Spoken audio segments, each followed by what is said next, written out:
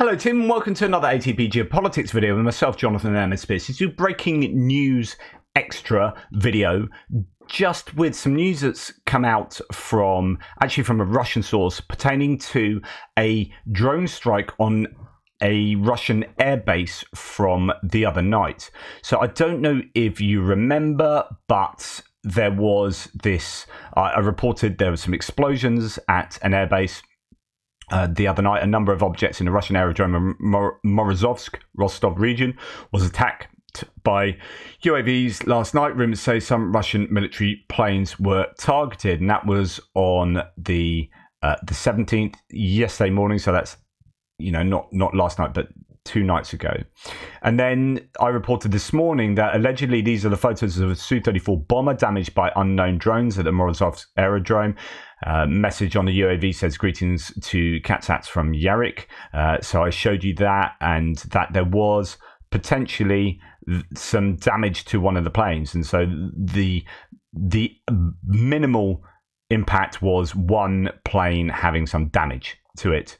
But then this has come out this afternoon, and I presume this is true. That this is coming from Russian sources. A number of different places reporting this in different ways. But let's read to you what is said. A number of attacks were carried out on the Morozovsk military airfield. The airfield serves as the location for the 559th Guards Bomber Aviation Regiment in the Russian aerospace forces. And I'll show you where it is now. So Morozovsk is not crazy far from Ukraine, but it is significantly into Russian territory. So really, that's about 300 to 400 kilometers from where you would safely want to be releasing your drones. If we come to Morozovsk, you can see the airfield there just to the south of it, and that's what will have been hit with a wave of drones. Let's go and look at some of the details then. At the time of the attack, there was 24 Su-34 fighters on the airfield. 8 of them were redeployed from the Northern Military District Zone after a series of attacks on Berdyansk and Luhansk airfields in order to preserve existing equipment. The strike was carried out using 17 attack drones, the type to be determined. It is reported that 7 units managed to shoot down with the help of the Pantsir S1 air defense system, and 10 units hit the targets. In other words, the Pantsir, as someone says here, the Pantsir misses 10 targets. So if you send 17 drones, that gets you 10 hits effectively. So the Pantsir could only take out 7 of those drones. Now, this is great news. Like, you'd almost want to say, right, tonight let's send another 30, but maybe the Ukrainians don't have that many, to be able to fire on consecutive evenings. Or will the Russians immediately redeploy the planes that are there? But even that is a success, because that is messing with the Russian logistics or the ability to carry out missions. So yeah, strike was really successful, I think. As a result of the strike, a number of damage was caused, or a bunch of damage was caused to the fighters located at the airfield. 2 Su-34s are beyond repair, so 2 have been blown up. I mean, that is like, what are they, 42 million each or something?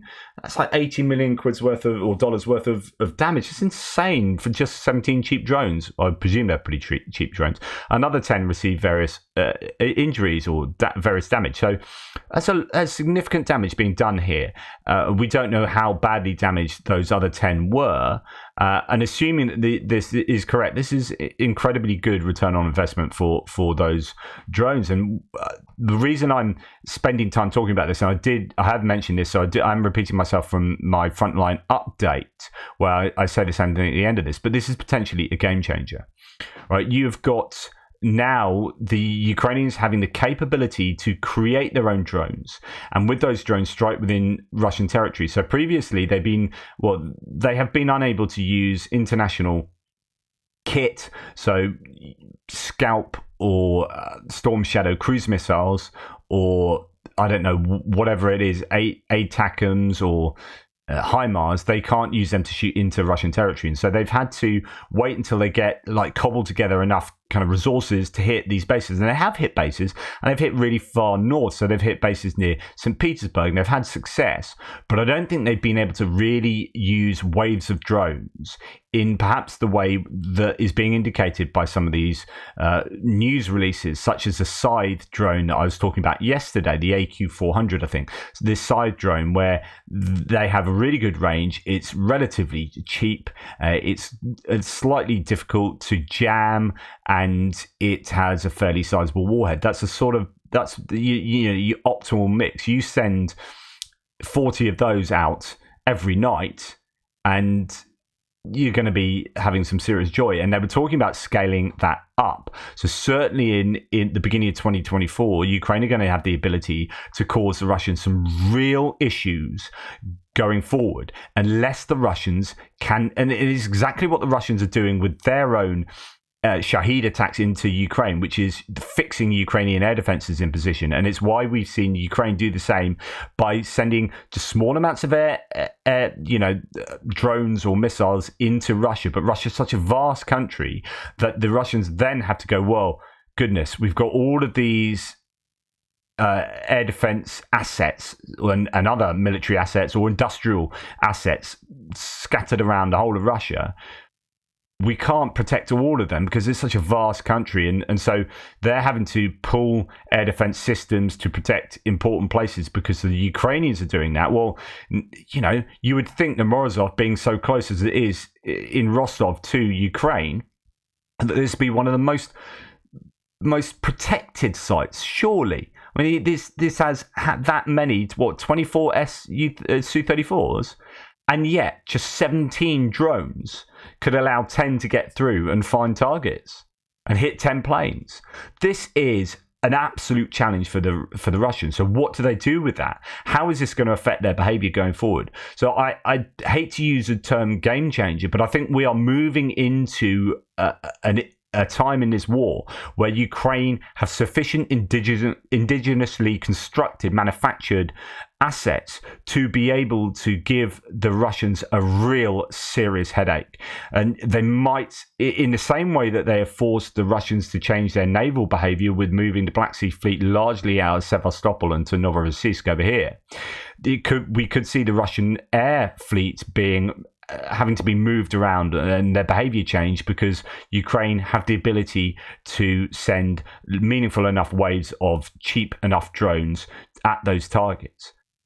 I just hope that they can get that scaling up of these drones quick enough. I mean, this is really, really good news for the Ukrainians. I was hoping that we might get some more news out of this strike. And I said, it's unlikely that that's going to be the only damage, but you never know.